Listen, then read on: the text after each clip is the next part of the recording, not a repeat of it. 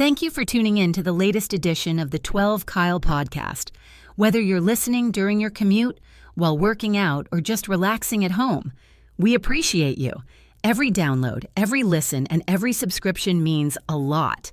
Up next, the 12 Kyle podcast. I wish that whatever percentage of men have never hollered at a girl could understand the exhilaration of it working. Like just the whole process of it when we were younger, when you didn't have cell phones. I'm talking about back in the time where you had to be like, hey, Miss Williams, may I speak to Charlene, please? And she was like, hey, how you doing? I'm doing fine, ma'am. How are you? Hold on. Charlene! You know what I'm saying? Like that time was different. Me sitting around with y'all being like, yeah, y'all, so I'm gonna holler at the one in the green. Like, Chan, which one you like? Like, Fred, which, you know what I'm saying? So first we had to divvy out which ones we like, because maybe we like the same one. Or if the entire group of them was good looking, now you just gotta send the one who could break the ice. So it might be you, but like, Chan, you just go say what's up, then we all gonna come over there. But we ain't gonna really choose none. Whichever one choose us, that's how we rocking, right? Like that's a life skill. And so then, when you walk over and you come back and you like, I got the digits. Like she either wrote it on your hand or she wrote it on a piece of paper. That was it. Like, and you know how many times I sat in the mirror and said, hey, I'm RC. Hey, nice to meet you before I went to the dance. I practiced that jump because I wanted to know how she was going to see my face when I told her this, right? And of course, women want that, right? Because for them, it feel good to be wanted in person. Yep. The dudes who are under 25 who don't want to do it, they're stupid because it'll actually put you ahead of the game because everybody got a dating app now. Ladies and gentlemen, thank you for listening. Thank you for downloading. And thank you for subscribing to the latest edition of the 12 Kyle podcast. I am your boy, 12 Kyle.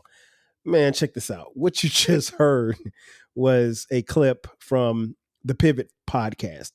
Shout out to Ryan Clark, Fred Taylor, and Channing Crowder. Very dope podcast. I wanted to share that clip with you guys because it led to some thoughts and a story of my life. And even more specifically in era. When you courted someone. What he said just now makes perfect sense to me because we live that lifestyle. And I'll talk about some of the things that we did back when you really actually courted someone or at least made an attempt to.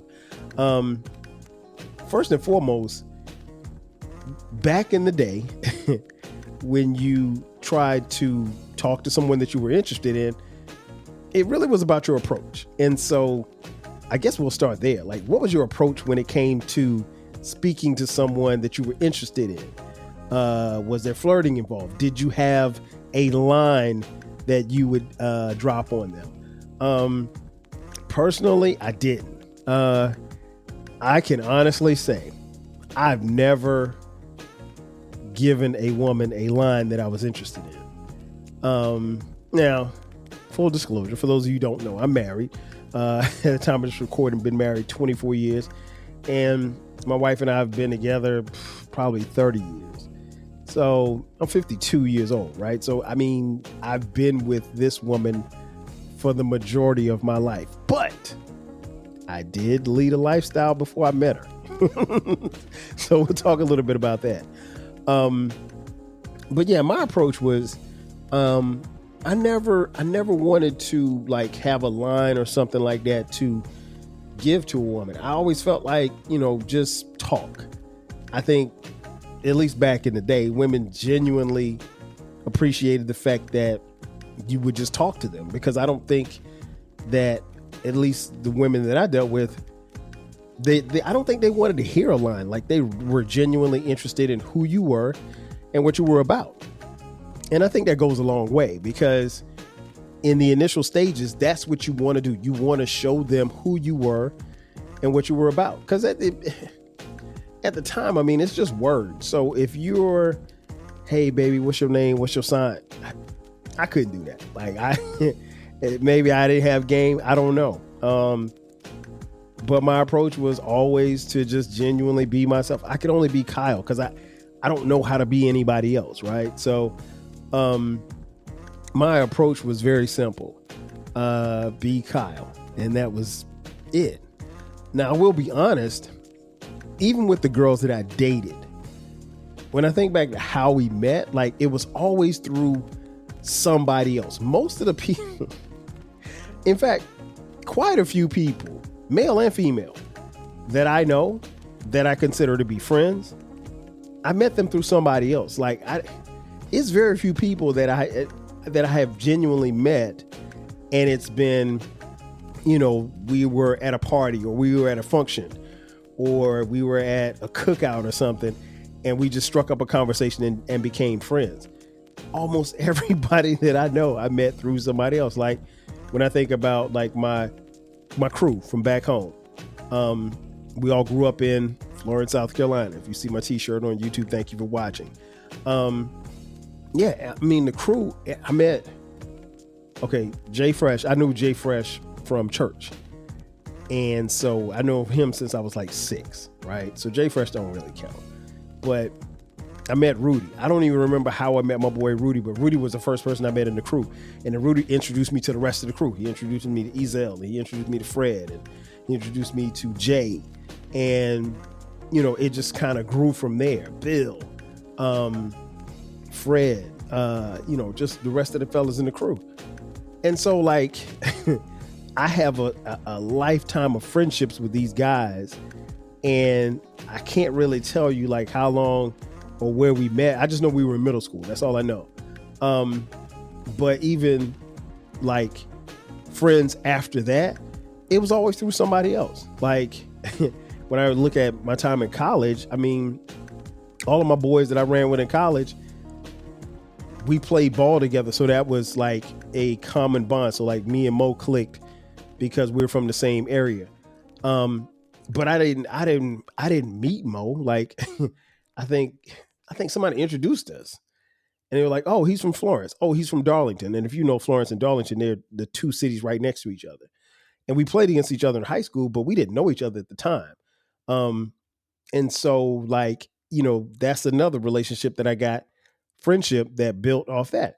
But as far as women were concerned, like every girlfriend that I had, it was because somebody introduced me to her. Maybe her friend said, "Hey, he's cute," or I think she likes you, that type of thing. Because here's the thing, a lot of times, particularly when you're in high school and college, somebody's not going to make the first step. I remember one girl I dated when I was in college, she had her friend come up to me, and her friend was like, "Hey, my friend thinks you're cute." And I was like, "Oh, what's up? Where your friend at?" She was like, "Oh, she's over there." And she pointed like way over there. And like, I couldn't even see that far. I couldn't even see that far to see her. So I didn't even know what she looked like. Right. So I was like, the approach is just different. How you approach people over a period of time is different. And I've grown to understand and respect that.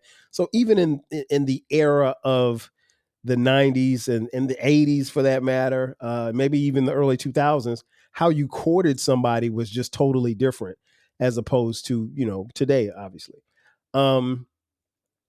I think, well, I won't say I think.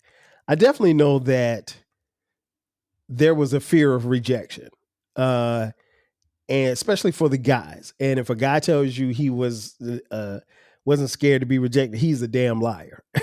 We all had a fear of rejection. Like even where I went to high school, and I went to high school with some very beautiful girls. Even the most, even the most flyest of the fly, I wasn't gonna go step to her like, "What's up? I'm Kyle. Can I get your number?" Like that. I wasn't gonna do that because like there was a certain level of fear of rejection there. Now, if we were at a set, if we were at a party, a cookout, or a pool party or something like that, that might be a little bit different. But even then, I wasn't gonna. I remember, and I distinctly remember, my senior year, the summer leading into my senior year in high school, we had a pool, or have a pool, and there was this girl that came. I had a pool party. We would have pool parties from time to time, and this particular day in the summertime, we had a pool party, and it was this girl that came through with one of my friends from high school, and I didn't know her. It was her cousin, and I was like, I pulled her to the side, like, yo, what's up? Who is that with you? She was like, oh, that's my cousin. And I was like, man, she's cute. And then when she took her clothes off and got in the pool, I was like, oh, word, just like that. But and she was like, well, you should talk to her. And I was like, nah, I'm not doing that. And my homeboys was like, yo, you're the host. You got the pool. You got the party. We got food. You should be the one to talk to. And I'm like, I don't know her like that. And so I spent most of the day, I mean, outside of hosting and stuff, I spent most of the day like, trying to be coerced into talking to this girl, and I just didn't. I was just like, nah, I'm not. I was like, and then here's the thing, when you're hosting a pool party, you're constantly moving around. So it's not like you got time to sit and just spit game. And I actually talked my way out of that. Like I never, she was there. She appeared to have a good time, and word on the street was she was kind of feeling me, but I never stepped to her. That was the fear of rejection. And so if I'm being honest now, 30 years later or 20 years later, however long it was, fear of rejection, because I was like, okay, well, yes, my crib is my pool, it's my food. She's here. I don't know her. She don't go to school with us. So, my thing is like, what would it be? Why would you be feared of being rejected? Why would there be fear of being rejected? And I don't know. Probably ego more than anything else. But those moments, I think, made us, as far as confidence, who we were and who we were to become. Like I said, I didn't have any lines. So the only thing I could have said was, hey, I'm Kyle. Thank you for coming to my party.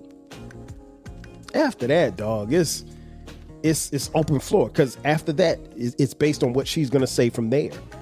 And I punked out. I ain't gonna lie, I punked out. And I probably shouldn't have punked out, but I punked out.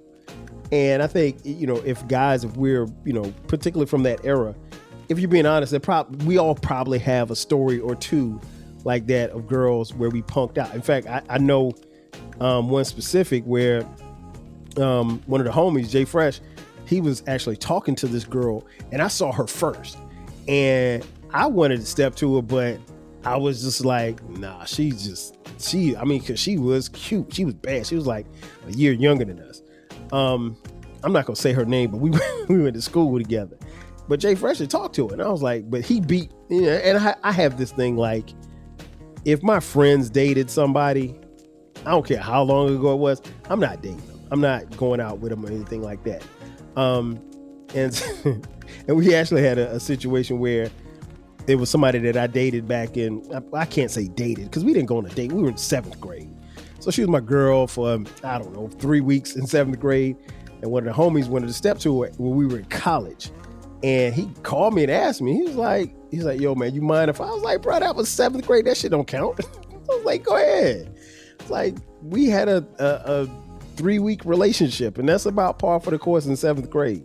I love the fact that he had the respect for me as a homie to give me a call, but that's just how we did, and that's how courting was back in the day. But yeah, I had no lines. I could have easily approached the young lady and said, hey, I'm Kyle. Thank you for coming through. I appreciate it. I know your cousin, blah, blah, blah, blah, blah. And then after that, you stop. Because see, here's the thing, fellas. When you're talking and you're in that pursuit stage, if you will, you state your case and then you stop talking. Because you can over talk a situation. And I think if you're from that area, you probably have. But I never did talk to her. And when I saw her a couple of years later, I was like, damn, I shouldn't have talked to her. I should have talked to her, because she was fine. But it is what it is. But the fear of rejection definitely prevented me from stepping to her that day. And looking back on it, I had all the cards in my hand. I had food, I had a pool, I had a party. I mean, I was the host. I mean, like, what more did I need? And I really didn't need much more, but sometimes you dribble the ball off your foot out of bounds. And that was one of those times. Ryan Clark at the beginning of the episode mentioned about calling on the phone. Okay, kids, here's the thing. There were no cell phones in 1991, right? 1990, 1991. There were no cell phones. Or if you had a cell phone, it was a car phone and it was a brick phone. So nobody had that shit. We didn't have money like that. Nonetheless, so when you called a girl, you had to call her on her house phone, right? And there was a 99.9. Are you feeling nostalgic for the golden eras of rap and soul music? If so, tune in to the Rap Soul Podcast. We are your weekly journey through the 80s, 90s, and 2000s, spotlighting the music and the hidden gems that shaped the soundtrack of our lives. From the powerful beats to the soulful melodies, we bring you the best of the past with fresh insights and stories. Rediscover the music that defined a generation. Subscribe to the Rap Soul Podcast and enjoy the vibes. If you want a podcast where culture, conversation, and life collide, where you get insightful commentary, engaging discussions, and a fresh perspective on everything, then you need to listen to the 12 Kyle podcast. Hosted by the one and only, yours truly, 12 Kyle, a voice that you know and trust. This podcast will bring you thought-provoking moments, compelling stories, and a whole lot of fun. Whether you're a first-time listener or just tuning in, each episode promises to be something new and exciting. So sit back, relax, join 12 Kyle, myself, and my guests as we break down the world around us and give you stories that you've never heard before, from nostalgic throwbacks to everything in between. The 12 Kyle podcast is a front row seat to this conversation. Subscribe now and never miss an episode of the 12 Kyle podcast, where the vibe is always real and the discussion is always worth your time. 1% chance that somebody in her house was going to pick up the phone and answer. And you had to be polite and show your manners when you called. So when you called, you would say, "Hey, Miss Jones, how are you? Can I speak to Nia?" Like that. That was the spiel. You couldn't say anything else crazy. You couldn't be like, "Yo, let me speak to Nia." No, it don't work like that, Playboy.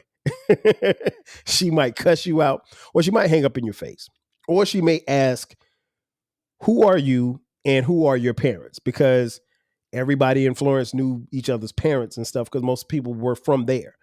But yeah, so calling on the phone was something different. You had to, the initial conversation, you had to be polite. You had to show manners. You had to, you had to state who you were. "Hey, this is Kyle.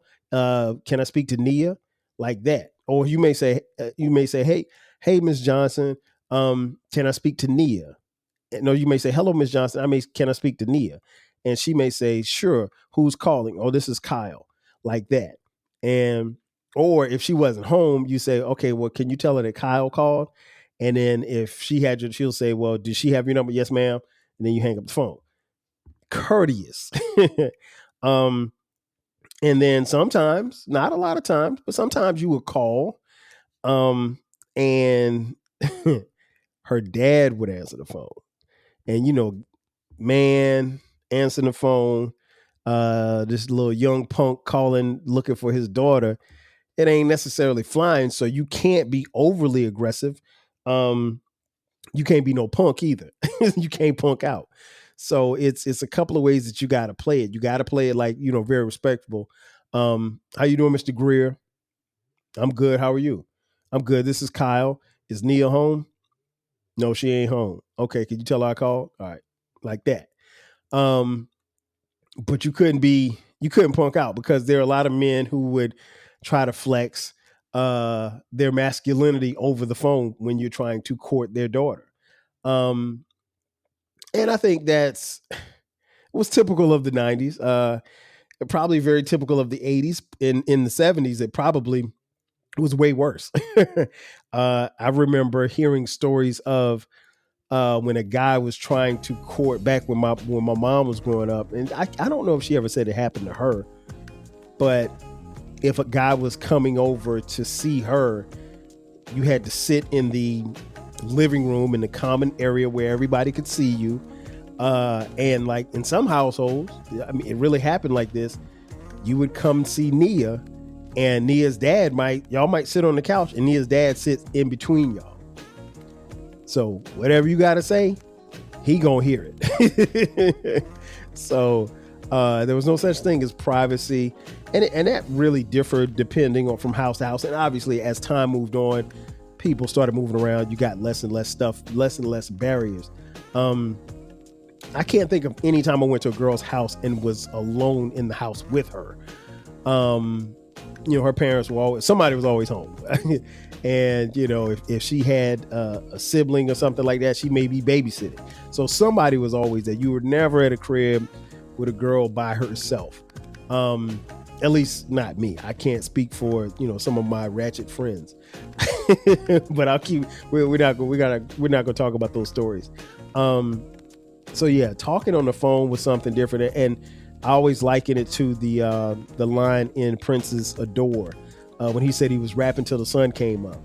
I mean, like literally in that era, you talked on the phone forever. Sometimes you ain't talking about nothing, but you talked on the phone for a long time. And I remember even like when Sharice and I, my wife, were dating, we would be on the phone for hours at a time and just having conversation. And so it's always interesting to me nowadays when I've heard several women say, well, he doesn't like to talk on the phone.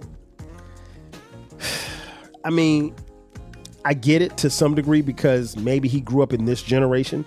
In this generation, they don't do a lot of talking on the phone. Like I even watch my sons as they are courting young ladies with their girlfriends. I mean, a lot of times they're on FaceTime, and they even worse, they fall asleep on FaceTime, which is bananas to me, but whatever. Nonetheless, the courting process was just totally different. It was just, how you got to know somebody was totally different, and how they got to know you. But I think the days of being on the phone for hours and hours at a time, I miss those days. And maybe that's why I have a podcast, because I came up in an era where we just talked. We love to talk. And most of the people from my era, male and female, are talkers, are very good communicators. When technology gets involved and you're just sending text messages, I get it to some degree, and some people are great texters.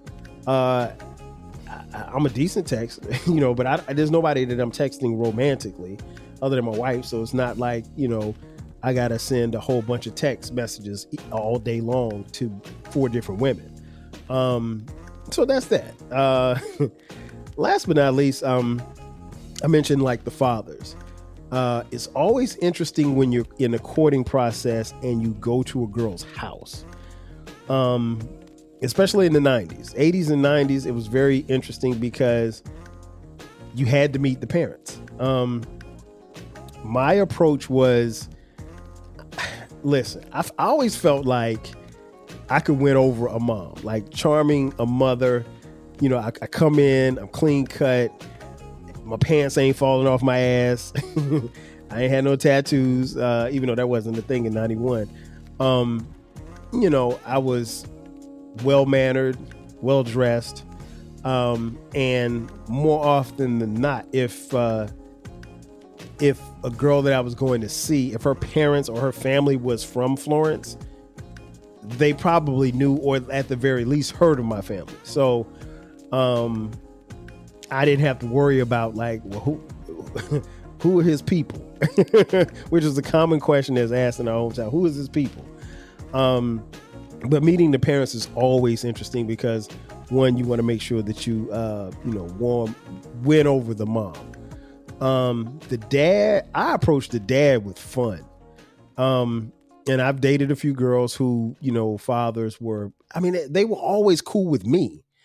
So like, I remember one girl I was dating, I'll never forget, I went to her house, and her, when I get to her house, we were going to sit in the living room and talk. That's what the plan was. And her dad came to the door, and he said, who are you? And I said, I'm Kyle. I'm here to see Esmeralda. And as I said that, I stuck out my hand for a handshake. And I think that took him aback a little bit, because as I was introducing myself, I was greeting him as well with a handshake. And I knew, just from what I probably had already thought about him, at least what she had told me about her dad, that he was going to greet me with a very strong, firm handshake to kind of try to break my hand. So I was prepared for it. So I gripped him up, shook his hand real tight, squeezed it, bounced it up and down. Pause. And he let me in the door. And I think and I looked him in the eyes, I was shaking his hand. And as I was saying my name, and then he called for Esmeralda, and Esmeralda and I sat and watched TV and, had a very nice conversation. And after that, like when I would come over, he'd have small talk, not a lot of conversation. He didn't really strike me as a man with a lot of conversation, but we'd have small talk. And that was just I think that's probably one of the first ones that I can remember where it was like, I think the greeting won him over, because like he realized quickly, like I wasn't one of those dudes, but I was here to court his daughter. And I was here to let him know, like, I'm not like anybody else she's ever seen before. And you don't have to worry about me being a knucklehead. You don't have to worry about me, doing something stupid. Now, it doesn't mean that I wasn't trying to, stick my tongue down his daughter's esophagus, because I was. But I mean, that's beside the point. But my point is, and you feel where I'm coming from, like when you met the parents, you had to be cool, because that was part of the courting process. Because here's the thing. What I didn't want to have that interaction, leave, and then have her dad say, Esmeralda, why are you dealing with this clown? He's a nobody. He's a bum. I didn't want that. Well, there's no way they could have said that about me, because, I mean, young 12 Kyle could never be confused with a bum. But you get where I'm coming from. But I wanted those interactions to be positive. And I think that's all a part of the courting process.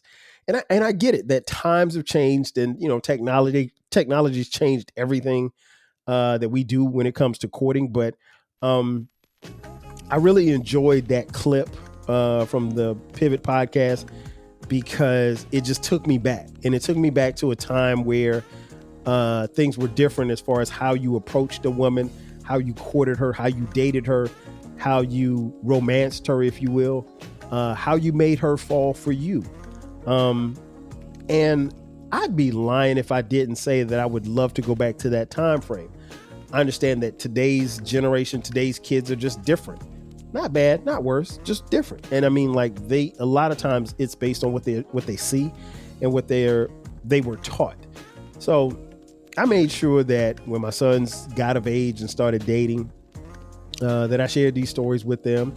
Lead with a handshake, always have a firm handshake, look a man in the eye, be respectful, all of those things, and I think it's worked out pretty good. I don't know that anybody has had a situation where they've dated a girl and the parents didn't like them, mom and dad, or just mom, because sometimes it's just mom there. But you still got to lead with that handshake, still have a smile on your face, look them in the eye, same thing. Just it's a level of respect, and it also shows that, hey, I was raised right. My parents, I have manners.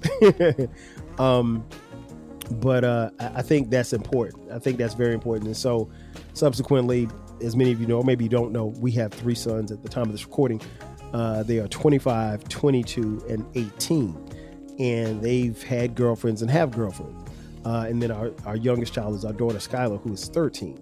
And honestly, when it comes time for the courting process and the dating process for her, I would want the same thing. Like, you're not going to come to my house and blow the horn for my daughter to come outside. No, brother. You come to the door, you ring the doorbell, you greet me with a handshake, you come in and you have a seat. That's what you do. Now, if you're not willing to do that, then I can promise you that'll be the last time you see my daughter. Because we don't do that. You know what I'm saying? Courtesy, manners, all of that stuff goes a long way, but it's a part of the courting process. And it also sets the tone for what your relationship could or could not be. And I think that's very important. And I think that's a skill I think that we may have lost some with technology, because if, the biggest thing for me in 1992 was like, let me get her number. And once I get her number, that's when the courting process really, really kicks up. And so it's phone calls, it's dates, it's all of that stuff. But in 2025, if I get your number and it's text messages, memes, and, pictures of private parts, I mean, that's a totally different ball game. And fortunate enough for me, I don't have to play in that ballpark. Unfortunately, some of you do. But I like the idea of, even though you're in this era, still court someone, still, approach them and give them something different, give them you. And I think you'll be okay, because to me, the courting process that we did back in the day, I mean, I'm not going to say it was 100%, but it worked for most of us. And when it works, when a good thing works out for you, you got to keep it going. Ladies and gentlemen, that's going to do it for me. Thanks again for checking out this edition of the 12 Kyle podcast. Be sure to subscribe to the podcast. We drop new episodes every Thursday and every Sunday at midnight. You can catch the 12 Kyle podcast wherever podcasts are given away for free. We're also on YouTube as well. We also have a new baby. It's called the Rap Soul Podcast. It is the best music podcast that you've never heard. Rap Soul Podcast is where we have discussions of music and artists from the 80s, the 90s, and the 2000s when it comes to hip hop, R&B, rap, and soul music. Again, it's the best music podcast that you've never heard, so make sure that you check it out. We drop new episodes on every Monday at midnight. And we're on social media, 12 Kyle Podcast, Rap Soul Podcast across the board. If you want to contribute financially, hit us up, $TWELVEKYLE. Again, that's going to do it for me. I am your boy, 12 Kyle. I'll catch you guys next time. 5,000. Yeah. Thanks again for listening to this episode of the 12 Kyle Podcast. If you enjoyed this episode, make sure that you hit the subscribe button and share this podcast with a friend who needs the 12 Kyle Podcast in their life. Every listen, every download, and every share helps us grow. Thanks for being a part of the 12 Kyle Podcast community. We appreciate your support. We will catch you next time. 5,000.